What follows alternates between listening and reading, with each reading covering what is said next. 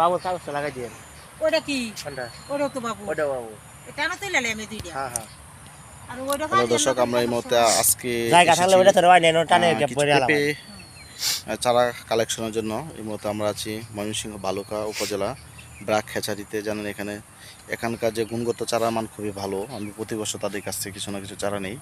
তো এবছর চারা অনেক বেশি দেখতে পাচ্ছি আমরা। দেখেন এই বছর চারা খুবই সুন্দর।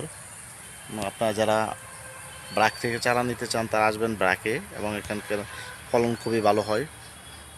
তো আমরা এখন জানবো ভাইয়ের কাছ থেকে কী কী ধরনের চারা আছে। ভাই, হ্যাঁ, আপনি তো ব্রাকে কর্মরত আছেন, তো এই দেখেন বিভিন্ন ধরনের চারা আছে এখানে ব্রাকে।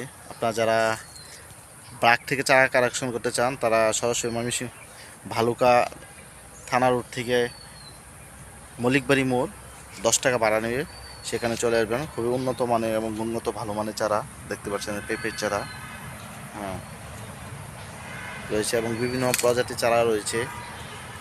ভালো ভালো আমের চারা রয়েছে এবং ভালো ভালো গাছ এখান থেকে পাওয়া যায়। ব্রাক উন্নত মানের চারা তারা সরবরাহ করে।